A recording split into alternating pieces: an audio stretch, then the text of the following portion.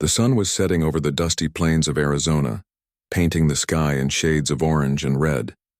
Samuel Martinez wiped the sweat from his weathered face as he finished mending the fence around his cattle ranch. At 62 years old, he had spent the last 15 years completely alone on his 1,000-acre property. His wife Maria had died from illness, and his 2 children had moved to the big cities, rarely visiting their father.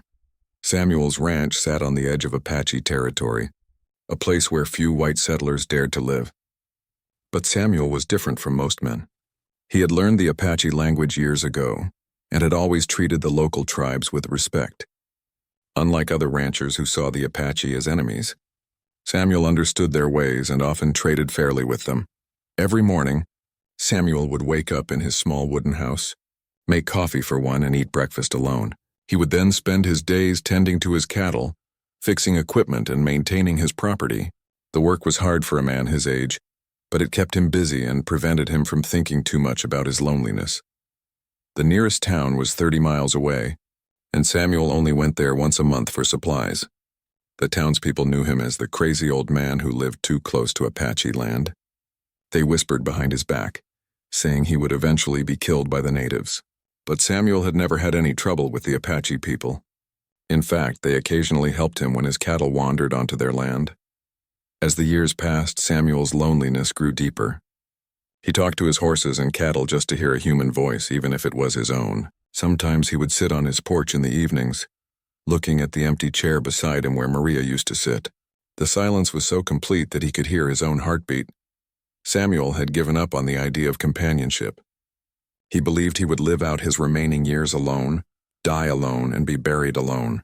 The ranch would probably be sold to strangers who would never understand the peaceful relationship he had built with the Apache people over the years. One particularly hot summer day, Samuel was working near his well when he noticed dust clouds in the distance. Someone was approaching his ranch, and by the way they rode, he could tell they were Apache. This was unusual because they rarely came directly to his property.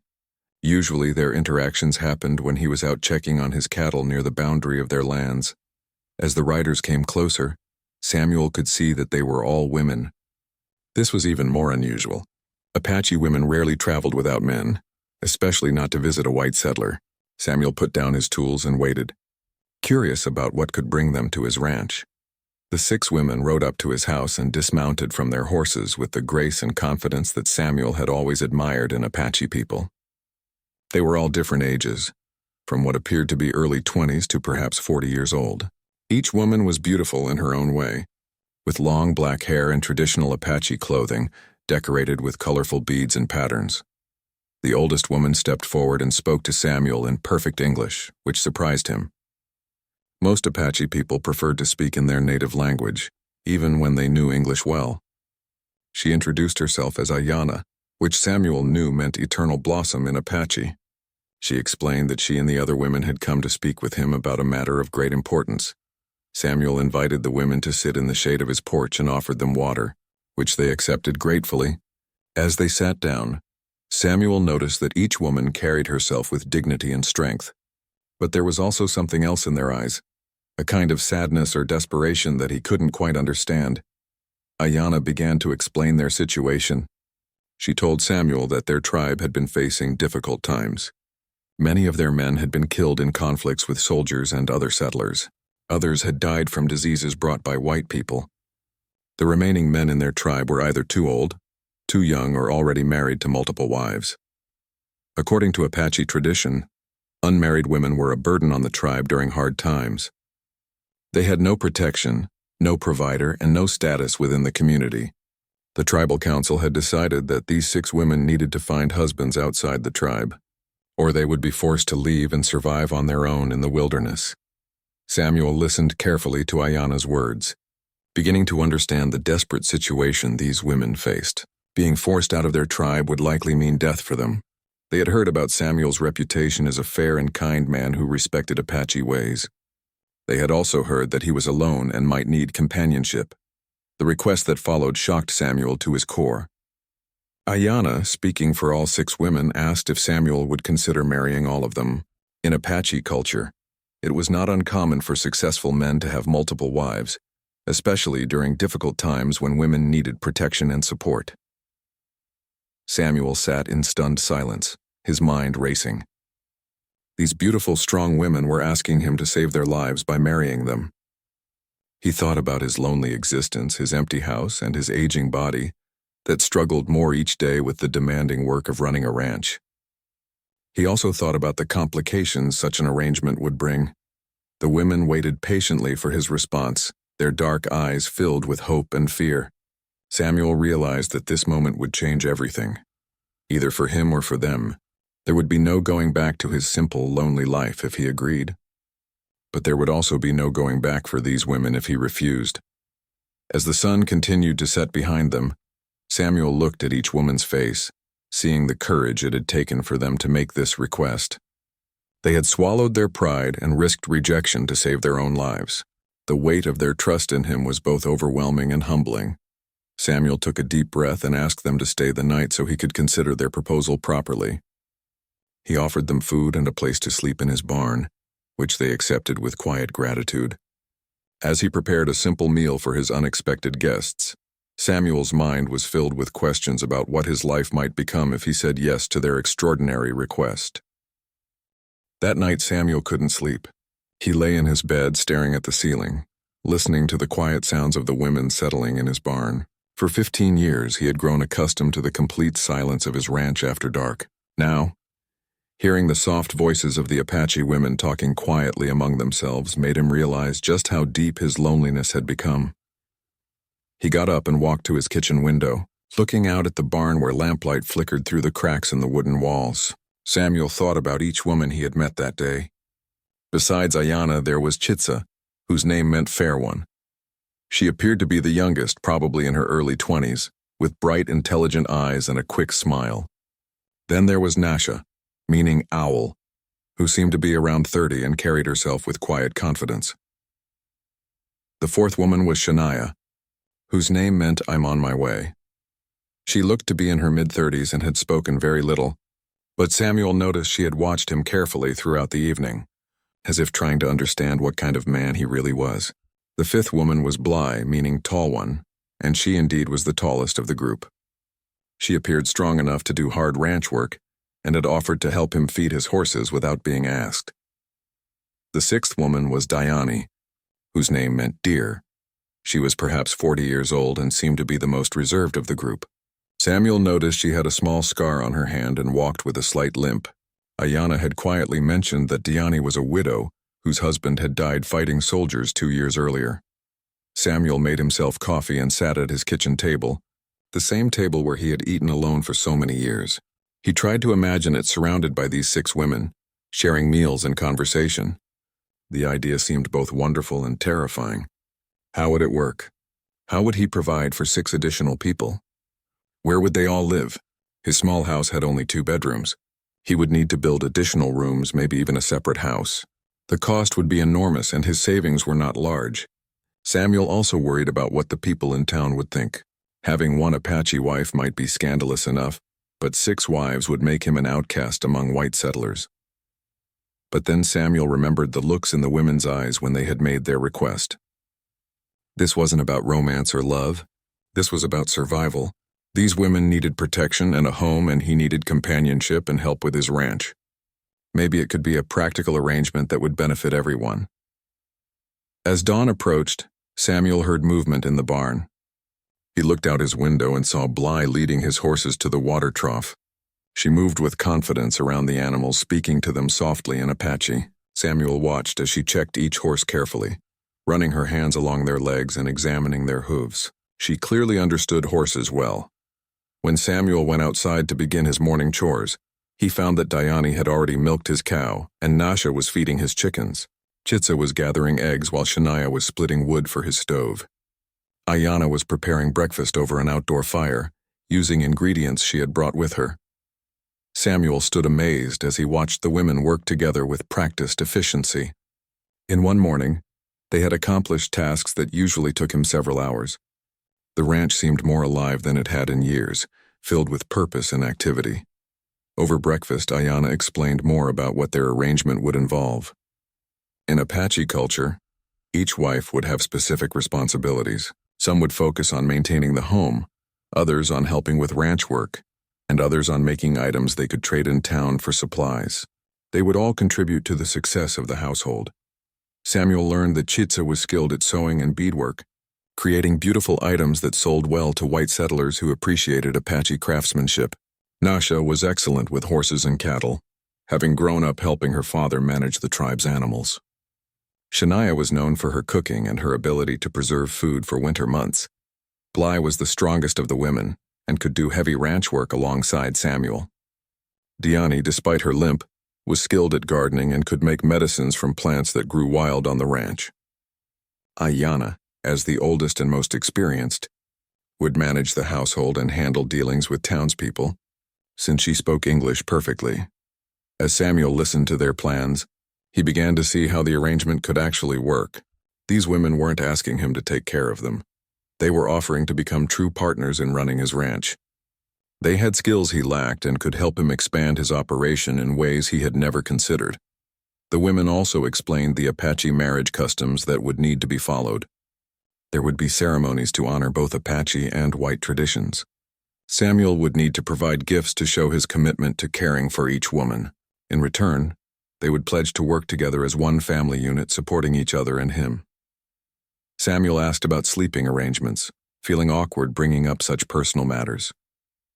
Ayana explained that Apache men with multiple wives typically had private time with each woman on a rotating schedule, while also respecting any woman who preferred to remain celibate. The important thing was providing protection and security, not physical relationships.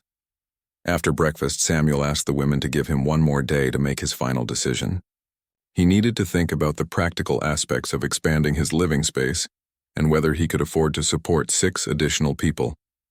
The women agreed to stay another night, using the time to continue helping with ranch work and showing Samuel how much easier his life could become. That afternoon, Samuel rode to his back pasture to check on his cattle, and to have some time alone to think. He watched his animals grazing peacefully and thought about how his ranch could grow with additional help. With 6 women working alongside him, he could increase his herd, plant crops, and maybe even start breeding horses. But Samuel also thought about his late wife Maria and whether she would approve of his remarrying, especially to 6 women at once. He remembered how Maria had always said she wanted him to find happiness after she was gone. She had hated the idea of him being alone. Maybe she would understand that this wasn't really about replacing her, but about finding a way to continue living instead of just surviving. As evening approached, Samuel made his decision. The loneliness that had been eating away at him for 15 years had lifted just in the 2 days these women had been at his ranch. He felt more energetic and hopeful than he had in years. More importantly, he couldn't bear the thought of these strong, brave women being cast out to die in the wilderness. When Samuel returned to his house, he found the 6 women sitting together on his porch, waiting for his answer. Their faces were calm, but he could see the tension in their postures. Their entire future depended on his decision. Samuel took off his hat and stood before them. In his simple, direct way, he told them that he would be honored to marry all 6 of them, if they would have him as their husband. The relief and joy that flooded their faces told him he had made the right choice. The morning after Samuel agreed to marry the 6 Apache women, his ranch transformed into a bustling center of activity. Ayana had sent Chitsa to ride back to the Apache territory to inform their tribal council of Samuel's acceptance and to gather their personal belongings.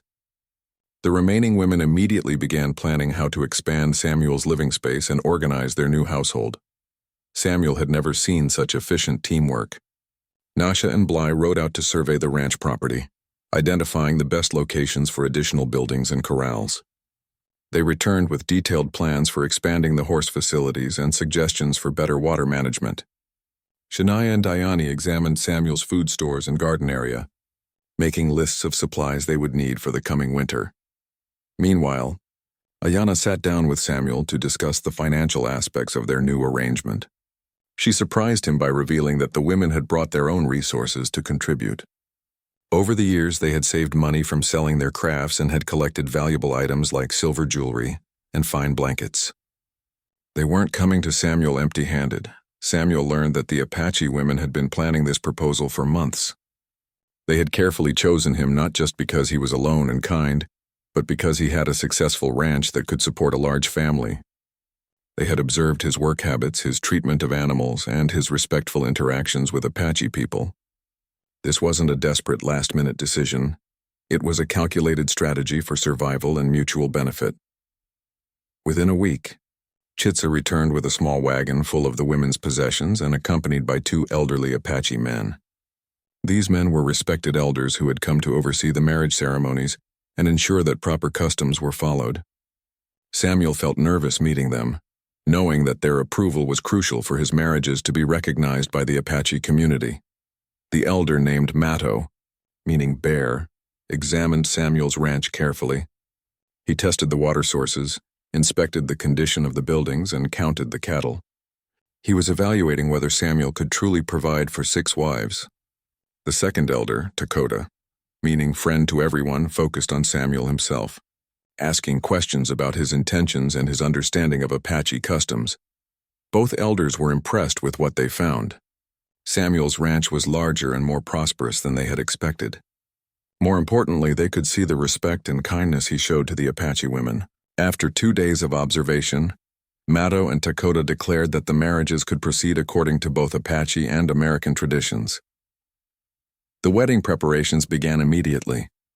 Samuel rode to town to speak with the local preacher about performing Christian ceremonies, while the Apache elders prepared for traditional native ceremonies. This created quite a stir in the small town when Samuel announced his intentions to marry 6 Apache women. The townspeople reacted with shock, disapproval, and curiosity. Some called Samuel crazy, while others accused him of becoming a savage. A few expressed concern about having so many Apache people living so close to town. But Samuel also found some unexpected support from people who respected his courage and his commitment to helping the women. The town's general store owner, Henry Wilson, was surprisingly supportive. He told Samuel that good business was good business and 6 new customers with money to spend was welcome news. Henry also mentioned that Apache crafts sold well to travelers passing through town, so Samuel's wives could potentially bring new income to the community. Dr. Margaret Collins, the town's only female doctor, visited Samuel's ranch to meet the women. She was curious about Apache healing practices and impressed by Diane's knowledge of herbal medicine. Dr. Collins offered to help with any medical needs during the transition period and expressed admiration for the women's courage in making such a dramatic life change. The preacher, Reverend Thomas Hayes, was initially reluctant to perform the ceremonies. Marrying 1 man to 6 women at once was unprecedented in his experience. However, after meeting the Apache women and understanding their desperate situation, he agreed to perform simplified Christian ceremonies to make the marriages legal under American law. While Samuel dealt with town matters, the women worked tirelessly to prepare for their new life. Bly and Nasha built additional horse corrals using techniques that combined Apache and American methods. Their corrals were stronger and more efficient than anything Samuel had built on his own. Shania and Diane planted a large garden using Apache farming methods that made better use of the limited rainfall. Chitsa set up a workshop where she could create beadwork, pottery, and leather goods to sell in town. Her beautiful crafts had always been popular with white settlers, and she knew this income would help support the expanded household. Ayana began learning to read and write English better, knowing she would need these skills to help manage business dealings. The first marriage ceremony took place on a warm September morning. Following Apache tradition, Samuel married Ayana first, since she was the oldest and the leader of the group. The Apache ceremony involved exchanging gifts, sharing food, and making promises before the 2 elders and the other women. Samuel gave Ayana a beautiful silver bracelet he had bought in town, and she presented him with a hand-woven blanket that had taken her months to complete. Later that same day, Reverend Hayes performed a simple Christian ceremony to make the marriage legal under American law. The other 5 women served as witnesses, and Samuel felt the weight of responsibility settling on his shoulders as he promised to care for and protect his new wife. Over the following weeks, Samuel married each of the remaining women in similar ceremonies. Each wedding was unique, reflecting the personality and skills of each bride. Chitsa's ceremony featured beautiful decorations she had made herself. Nasha's wedding included a demonstration of her horse training abilities. Shania prepared a feast for her own wedding celebration. Bly's ceremony emphasized her strength and willingness to work alongside Samuel in the demanding physical labor of ranch work. Diani's wedding was the most emotional, as she spoke about finding hope again after losing her first husband. Each woman brought something special to Samuel's life, and he began to understand how their different skills and personalities would complement each other. By October, Samuel had 6 Apache wives and a completely transformed ranch. The property buzzed with activity from dawn to dusk. The women had established routines for managing the household, caring for the animals, and maintaining the buildings. Samuel found himself working harder than ever, but also feeling more energetic and purposeful than he had in years. The expanded corrals held more horses than Samuel had ever owned. The women's knowledge of horse breeding and training was superior to his own, and they began developing a reputation for producing high-quality animals. Buyers came from distant towns to purchase horses from the Martinez ranch, bringing in income Samuel had never imagined possible. The large garden provided more food than they could eat, allowing them to preserve vegetables for winter and trade surplus produce in town. Shania's cooking had improved Samuel's health dramatically, as she prepared nutritious meals using both Apache and American ingredients. Samuel gained weight and strength, looking younger than he had in years. Most importantly, Samuel's house was no longer silent. The sound of women's voices, laughter, and conversation filled the rooms that had been empty for so long. Each evening, the family would gather on the expanded porch to share the day's events and make plans for tomorrow. Samuel realized that his lonely years had finally ended, replaced by a life richer and more fulfilling than he had ever dreamed possible. Winter arrived early that year, bringing challenges that tested Samuel's new family in ways none of them had expected. The first major crisis came in November when a severe snowstorm trapped them on the ranch for nearly 2 weeks. Samuel had always struggled to manage his property alone during harsh weather, but now he discovered how much stronger they were as a group. While Samuel and Bly battled through deep snow to feed the cattle and horses, the other women kept the household running smoothly. Shania rationed their food supplies expertly, making hearty meals that kept everyone warm and satisfied. Diani prepared medicines from stored herbs to treat the cold symptoms that several family members developed. Nasha monitored the animals constantly, detecting problems before they became serious.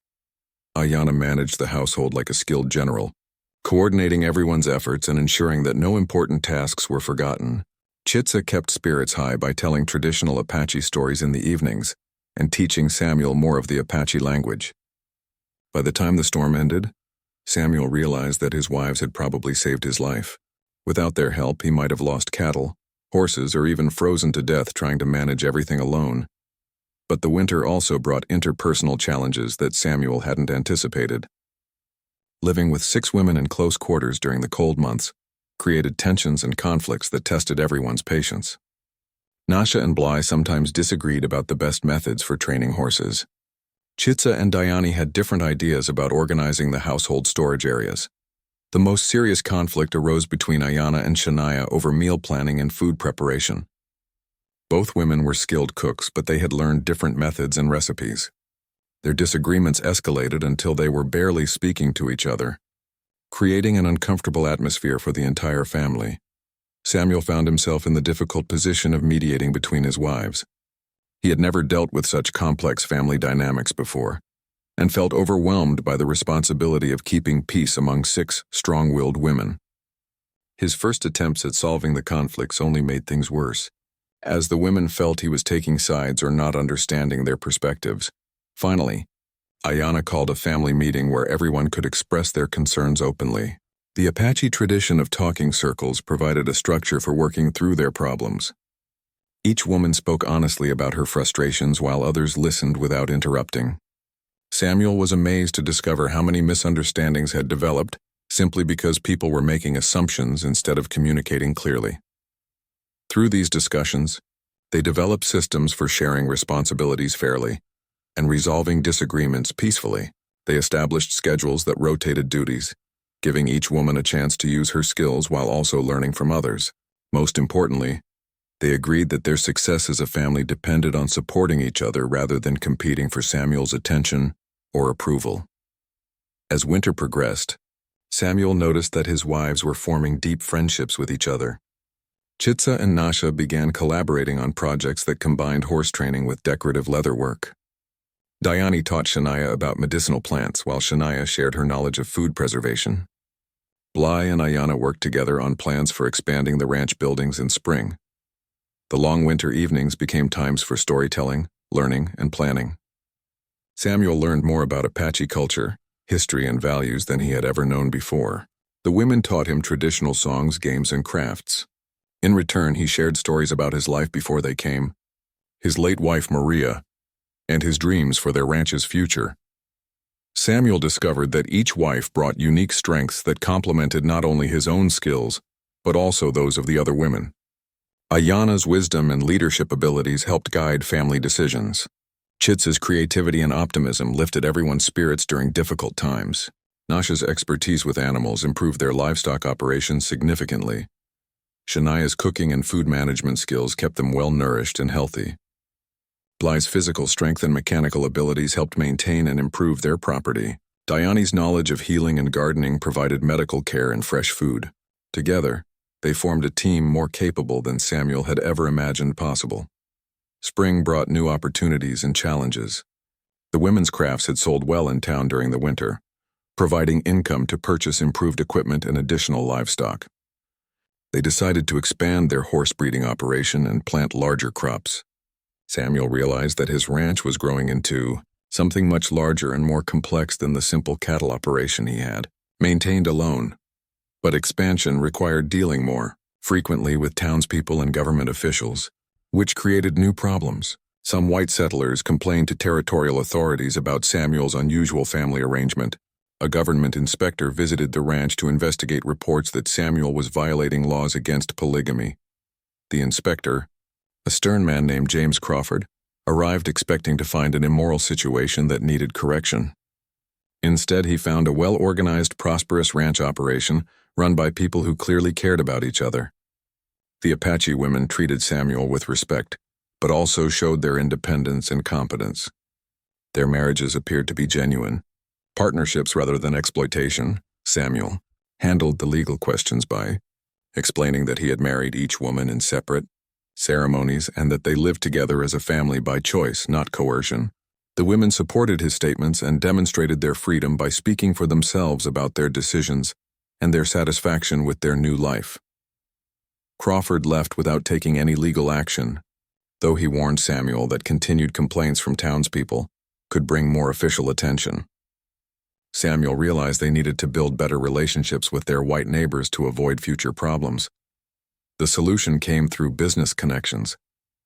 Samuel's expanded horse operation attracted customers from distant towns who had never heard gossip about his family situation. These buyers cared only about the quality of the animals they purchased, and word spread that the Martinez Ranch produced exceptional horses. Success in business gradually changed how townspeople viewed Samuel's family. Henry Wilson reported that sales of Apache crafts had increased significantly, bringing money into the local economy. Dr. Collins praised the family's health practices and asked Dayani to teach her about herbal medicines. Even some initially hostile neighbors began to respect Samuel's business success. By late spring, Samuel realized that his family had not only survived their first winter together, but had grown stronger through facing challenges together. The ranch operation had expanded beyond anything he could have managed alone. More importantly, he had found a form of happiness he never expected to experience again. The 6 Apache women had also found something they desperately needed: security, purpose, and a place where they belonged. They were no longer unwanted burdens on their tribe or potential victims facing exile in the wilderness. They had become valued partners in a successful enterprise and members of a loving family. Samuel often sat on his porch in the evenings, watching his wives work together in the garden or tend to the horses. The loneliness that had consumed him for 15 years seemed like a distant memory. He had 6 partners who shared his daily struggles and triumphs, who brought skills and perspectives he lacked, and who had transformed his simple survival into a rich, purposeful life. As summer approached, Samuel looked forward to continued growth and new challenges. He knew there would be more difficulties ahead, but he also knew that he no longer faced them alone. His unusual family had proven they could overcome obstacles through cooperation, communication, and mutual support. The old rancher, who had been alone for so many years now, had more companionship and partnership than most men ever experienced. By the second summer of their marriage, Samuel's ranch had become the most successful operation in the entire county. The transformation was so dramatic that people traveled from neighboring territories just to see what the old rancher and his Apache wives had accomplished. What they found was a thriving enterprise that combined the best of Apache and American farming and ranching techniques. The horse breeding program had exceeded everyone's expectations. Nasha's knowledge of bloodlines and training methods, combined with Bly's strength and Chitsa's artistic eye for beautiful animals, produced horses that were both functional and magnificent. Buyers paid premium prices for Martinez horses, knowing they were getting animals that were not only well-trained but also healthy and intelligent. Samuel found himself managing more money than he had ever seen in his life. The income from horse sales, combined with profits from cattle, crops, and the women's crafts, allowed them to make improvements he had only dreamed about during his years alone. They built a large barn with separate stalls for their breeding horses, installed a windmill for reliable water supply, and constructed a comfortable bunkhouse for seasonal workers.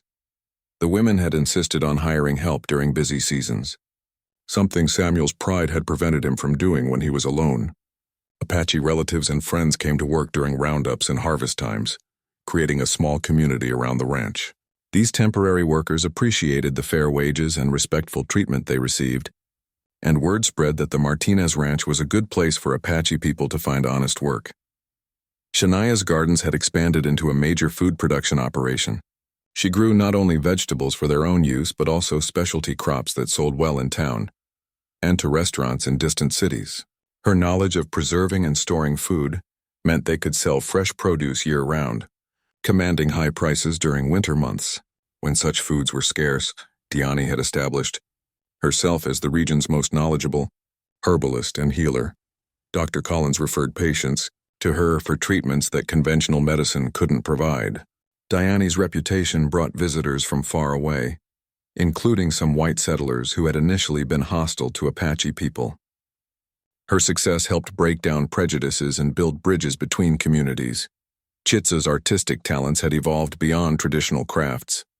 She began creating custom leather goods, jewelry, and decorative items for wealthy customers in big cities. Her work commanded high prices because of its beauty and quality. She also started teaching other Apache women her techniques, creating additional income sources for their extended community. Hayana had become Samuel's business partner in every sense, handling correspondence with distant customers, managing financial records, and negotiating contracts. Her intelligence and education impressed everyone she dealt with, changing many people's assumptions about Apache women's capabilities. She traveled to territorial capital on business trips, something that would have been unthinkable for an Apache woman just a few years earlier. The success brought unexpected challenges. Samuel's expanded operation attracted attention from larger ranchers who saw him as competition. Some tried to buy him out with generous offers, while others attempted to create problems by spreading rumors or interfering with his business relationships. Samuel learned to navigate these political and economic pressures with help from his wives, who understood the importance of building alliances and maintaining their reputation. More serious was the attention from territorial officials who worried about the implications of Samuel's success. If an old white rancher could prosper by partnering with Apache people, it challenged assumptions about racial superiority and the necessity of forcing native peoples onto reservations. Some officials viewed Samuel's ranch as a dangerous example that might inspire similar arrangements elsewhere. A territorial commissioner named Robert Sterling visited the ranch in late summer, ostensibly to inspect their operation for compliance with livestock regulations. But Samuel could tell that Sterling was really evaluating whether their success posed any threat to government policies toward Apache people. The inspection was thorough and somewhat hostile, but Sterling could find no violations or problems with their operation. Sterling's report praised the ranch's efficiency and profitability while expressing concerns about its implications for Indian policy. He recommended continued monitoring, but acknowledged that Samuel's arrangement with his Apache wives was both legal and economically beneficial to the territory.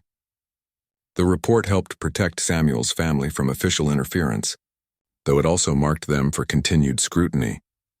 During this period of growth and external pressure, Samuel noticed that his relationships with his wives were deepening and becoming more complex. What had started as a practical arrangement for mutual benefit was evolving into genuine emotional bonds. He found himself caring deeply about each woman's happiness and well-being, worrying about their problems and celebrating their successes. Ayanna had become his closest confidant and advisor.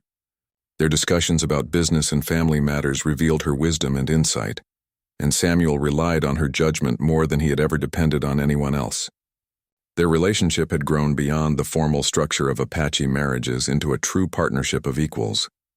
Chitsa's youthful enthusiasm and creative spirit brought joy and laughter into Samuel's daily life.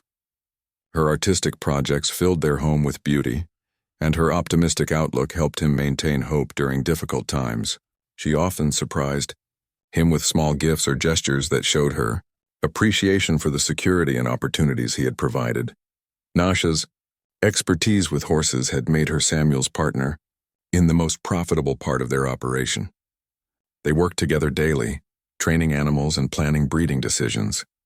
Samuel had come to respect her knowledge and judgment completely, often following her recommendations even when they contradicted his own instincts. Shania's nurturing nature extended beyond her cooking and gardening to caring for Samuel's health and comfort. She monitored his diet, encouraged him to rest when he was tired, and worried about the stress of managing their expanding enterprise. Her attentiveness helped Samuel maintain his health and energy, despite the demands of his growing responsibilities. Bly had become Samuel's closest working partner in the physical demands of ranch operations. Her strength and endurance impressed him daily, and he had learned to depend on her ability to handle tasks that would have been impossible for him to manage alone. Their shared work created a bond of mutual respect and trust. Diani's quiet wisdom and healing abilities had probably saved Samuel's life more than once. She treated his various aches and ailments, monitored his overall health, and provided emotional support during stressful periods. Her presence brought a sense of peace and stability that Samuel had never experienced before. As autumn approached, Samuel realized that his unusual family had achieved something remarkable. They had not only survived the challenges of combining Apache and American cultures, but had created a new model for how different peoples could work together successfully. Their prosperity demonstrated that cooperation and mutual respect could produce results that neither group could achieve alone. The ranch had become a symbol of possibility for other Apache people facing uncertain futures. Young Apache men and women came to see what Samuel's wives had accomplished, returning to their own communities with new ideas about economic opportunities and cultural adaptation. Samuel's family had inadvertently become leaders in showing how Apache people could maintain their cultural identity while adapting to the changing world. But their success also brought personal challenges that Samuel hadn't anticipated. The emotional complexity of loving 6 different women, each with her own needs and personality, sometimes overwhelmed him. He struggled to give each wife the attention and affection she deserved while managing the demanding work of their expanded operation. There were moments when Samuel felt torn between competing demands or uncertain about how to handle delicate family situations. The women occasionally experienced jealousy or felt neglected despite their commitment to supporting each other. These emotional challenges required the same careful attention and problem-solving skills that they applied to their business operations. Samuel learned that maintaining harmony among 6 wives required constant communication, fairness, and sensitivity to each woman's feelings. He established regular private time with each wife, not just for intimate conversations but to understand her individual concerns and aspirations. These personal connections strengthened their marriages and helped prevent small problems from becoming major conflicts. The women also developed their own support systems within the family structure. They created traditions of sharing their concerns with each other and working together to solve problems before they affected the whole family. Their friendship and mutual support became the foundation that made their unusual arrangement sustainable and successful. As winter approached again, Samuel reflected on how dramatically his life had changed. 2 years earlier, he had been a lonely old man barely surviving on his small ranch. Now he was the head of a large, prosperous family operation that supported not only his 6 wives, but also provided employment and economic opportunities for their extended Apache community. The loneliness that had defined his previous 15 years had been replaced by a richness of relationships and experiences he could never have imagined. His days were filled with meaningful work, interesting conversations, and the satisfaction of seeing his family thrive. His nights were no longer silent and empty, but filled with the sounds of a busy, happy household. Most importantly, Samuel had learned that love could take many different forms. His love for his 6 Apache wives was different from what he had felt for his first wife, Maria, but it was equally real and valuable. Each relationship had its own character and rewards, creating a complex but fulfilling emotional life that sustained him through all challenges. As he sat on his porch watching his wives prepare for the coming winter, Samuel felt a deep sense of gratitude for the unexpected turn his life had taken. The 6 Apache women who had once begged him to marry them had given him far more than he had given them. They had not only saved him from loneliness and decline, but had helped him build something greater than any of them could have achieved alone. The 3rd year of Samuel's marriage brought the greatest challenges his family had ever faced, testing their unity and determination in ways that would define their future forever. The trouble began in early spring when a group of white settlers, angry about Apache success, organized to drive Samuel's family from their land. These hostile neighbors, led by a rancher named Jake Morrison, spread rumors that Samuel was harboring dangerous Apache warriors and planning attacks on white settlements. Morrison claimed that the prosperity of Samuel's ranch proved that Apache people were stealing from white settlers or receiving illegal government support. His lies found eager listeners among people who resented seeing Apache people succeed. The situation escalated when Morrison's group convinced a territorial judge to investigate Samuel's land titles and marriage certificates. They hoped to find legal grounds for seizing his property or declaring his marriages invalid. Samuel realized that everything his family had built could be destroyed by prejudice and greed, disguised as legal proceedings. Ayanna took charge of defending their legal rights, traveling to the territorial capital to hire a lawyer and gather documentation. Her intelligence and education impressed the attorney, Marcus Wellington, who had never worked with an Apache client before. Wellington was amazed by the meticulous records Ayanna had kept of all their business transactions, property improvements, and legal compliance. While Ayanna fought the legal battle, the other women faced harassment and threats when they tried to conduct business in town. Store owners who had welcomed their money for 3 years suddenly refused to serve them. People who had praised their crafts and produce now claimed their goods were inferior or overpriced. The family's income dropped dramatically as their market access disappeared. Samuel experienced the anger and frustration of watching his wives suffer, insults and discrimination from people who had once treated them with respect.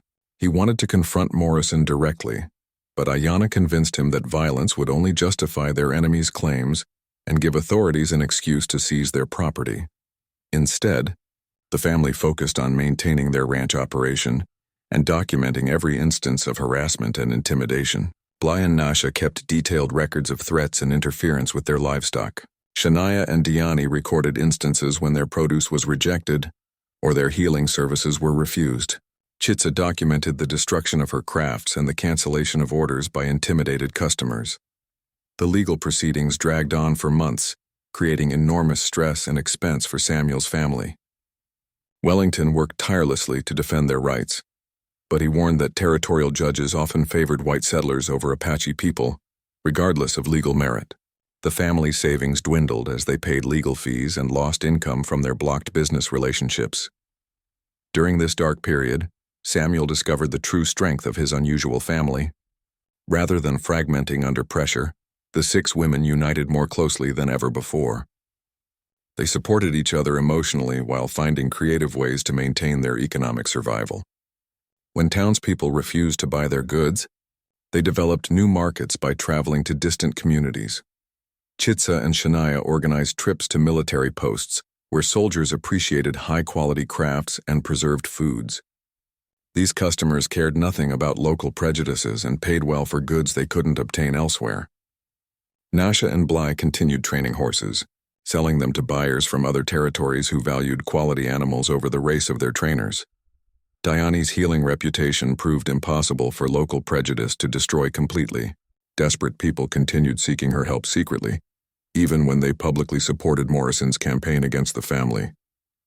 Her knowledge and compassion transcended racial barriers when people face serious illness or injury. The crisis reached its peak when Morrison's group attempted to drive Samuel's cattle off their land. Claiming the animals were grazing illegally, Samuel and Bly confronted the raiders, leading to a tense standoff that could have erupted into violence. Only the arrival of a territorial marshal prevented bloodshed, but the incident demonstrated how dangerous the situation had become. Samuel realized that their legal victory, if it came, might be meaningless if they couldn't live safely on their own property. He began considering the possibility that his family might need to sell their ranch and start over somewhere else, perhaps in California or Oregon, where territorial politics might be less hostile to Apache people. But Ayanna refused to give up. She had discovered irregularities in Morrison's own land titles and business practices that could discredit his campaign against them. Working with Wellington, she gathered evidence that Morrison had been cheating other ranchers and violating territorial grazing regulations. Her investigation revealed that Morrison's attacks on Samuel's family were partly motivated by his own illegal activities. The breakthrough came when Dr. Collins courageously testified about the medical care Diane had provided to her patients and the economic benefits Samuel's family brought to the community. Her testimony was supported by Henry Wilson, who provided detailed records of the family's purchases and sales, proving their positive economic impact. Wellington used this evidence to expose Morrison's hypocrisy and self-interest. The judge, faced with clear documentation of Samuel's legal compliance and Morrison's questionable activities, dismissed all charges against Samuel's family. More importantly, the investigation led to Morrison being charged with land fraud and harassment, destroying his credibility and ending his campaign against the Apache family.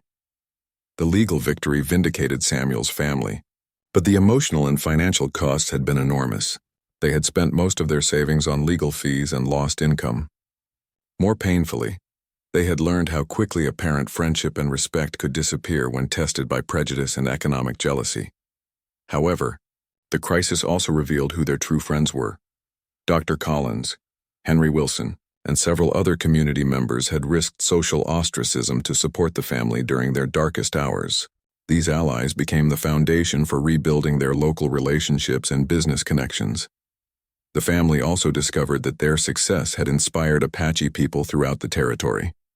During the legal proceedings, delegations of Apache leaders visited the ranch to offer support and learn from their experience.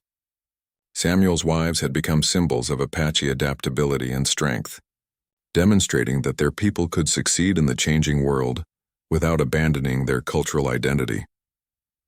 As autumn arrived, Samuel's family began rebuilding their operation with new wisdom and determination. They had learned valuable lessons about legal protection, business documentation, and the importance of building diverse market relationships that couldn't be destroyed by local prejudice. The crisis had also strengthened their emotional bonds. Sharing hardship and uncertainty had deepened their trust and commitment to each other. Samuel felt prouder than ever of his 6 wives who had faced discrimination and threats with courage and intelligence. Their unity during crisis proved that their unusual family structure was built on genuine love and mutual respect. Most importantly, their legal victory established precedents that would protect other Apache families attempting similar arrangements. Wellington had successfully argued that territorial law must protect all legal residents equally, regardless of race or cultural background. This ruling would make it harder for future harassment campaigns against Apache people who chose to integrate with white communities. Samuel realized that his family had not only survived their greatest challenge but had struck a blow for justice that would benefit other Apache people for years to come.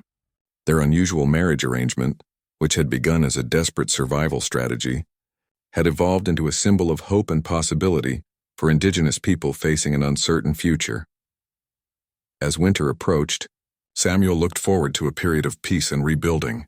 His family had proven their strength and resilience under the worst possible circumstances. Whatever challenges the future might bring, he knew they would face them together with the courage and wisdom they had developed through surviving this terrible ordeal. 10 years had passed since 6 desperate Apache women had approached the lonely old rancher with their extraordinary proposal. Samuel, now 72 years old, sat on the expanded porch of his ranch house watching the bustling activity that had become the rhythm of his daily life. What he saw before him was nothing short of miraculous, a thriving community that had grown far beyond anything he could have imagined during his years of solitude. The Martinez Ranch had become the largest and most successful operation in the territory. Samuel's original 1,000 acres had expanded to over 5,000 acres through careful purchases and partnerships with neighboring Apache communities. The horse breeding program now supplied animals to military posts, wealthy ranchers, and even circuses that valued the intelligence and beauty of Apache-trained horses. But the ranch's success was measured in more than land and livestock.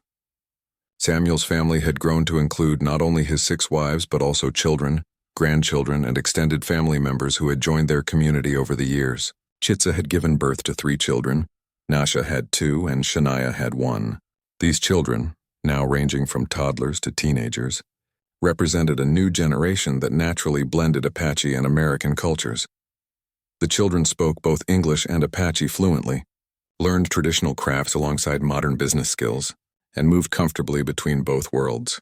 Samuel watched his oldest stepson, Chitza's boy named Joseph, working with horses using techniques that combined Apache wisdom with American breeding science. The young man had inherited his mother's artistic eye and his stepfather's business sense, creating a unique approach that attracted buyers from across the country. Samuel's daughters helped their mothers with the expanded craft business that now shipped goods to customers in New York, San Francisco, and even Europe. Ayanna had developed relationships with art dealers who recognized the value of authentic Apache crafts, creating a market that brought respect as well as income to their family's cultural traditions. The ranch had also become a center for Apache education and cultural preservation. Ayanna had established a school where Apache children could learn English and American business practices, while maintaining their native language and traditions. The territorial government, recognizing the success of this approach, had begun funding similar programs elsewhere. Dr. Collins, now elderly herself, had worked with Diane to document Apache healing practices and create a medical clinic that combined traditional and modern approaches. Their collaboration had produced a book about Native American medicine that was studied in medical schools across the country. Diane's reputation as a healer had brought patients from distant states who sought treatments unavailable in conventional medicine. Samuel's relationship with each of his wives had deepened and evolved over the decade. What had begun as a practical arrangement had become genuine love relationships, each unique and meaningful in its own way. He had learned to appreciate the different forms that love could take, and the richness that came from multiple deep emotional connections. Ayanna remained his closest advisor and business partner. Her intelligence and wisdom had been crucial to their success, and Samuel relied on her judgment in all major decisions. Their relationship had evolved into a true partnership of equals, with mutual respect and affection that had only grown stronger over time. Chitza's youthful energy had matured into creative leadership that inspired everyone around her. She had developed new artistic techniques that blended traditional Apache designs with contemporary styles, creating works that appealed to both native and non-native customers. Her children had inherited her creativity and optimism, bringing joy and laughter to the entire household. Nasha had become renowned throughout the territory as the finest horse trainer anyone had ever seen. Her techniques were studied and copied by professional trainers, though none could match her intuitive understanding of horse psychology. Samuel often marveled at her ability to communicate with animals in ways that seemed almost magical. Shania's nurturing nature had made her the emotional heart of their large family. She cared for everyone's physical and emotional needs, ensuring that no one felt neglected or unimportant. Her gardens had become a model for sustainable agriculture that other farmers traveled to study and learn from. Bly's strength and mechanical skills had been essential to their expansion and success. She had invented several improvements to ranch equipment that were now manufactured and sold throughout the territory. Her practical intelligence and work ethic had earned respect from cowboys and ranchers who initially doubted that any woman could match their skills. Diane's healing abilities had probably saved dozens of lives over the years, including Samuel's own on several occasions. Her knowledge of medicinal plants and traditional treatments had prevented illness, cured diseases, and provided comfort during difficult times. Samuel credited her care with maintaining his health and energy well into his 70s. The legal victory over Jake Morrison had established their family's reputation for integrity and perseverance. Morrison himself had been forced to leave the territory after his land fraud conviction, while Samuel's family had become respected leaders in their community. Their success had opened doors for other Apache families and demonstrated the benefits of cooperation between cultures. Samuel often reflected on the incredible journey his life had taken. The loneliness and despair that had consumed him during those 15 years alone seemed like a distant nightmare compared to the richness and joy of his current existence. He had gone from barely surviving as an isolated old man to leading a family and community that influenced the entire territory's development. The economic impact of their success had benefited everyone in the region. Their ranch employed dozens of workers, their businesses supported local suppliers and craftspeople, and their customers brought outside money into the territorial economy. Even former critics now acknowledged that Samuel's unusual family arrangement had created prosperity for everyone. But more important than economic success was the cultural bridge his family had built between Apache and American communities. Their children represented a new generation that could move freely between both worlds, preserving important traditions while adapting to changing circumstances.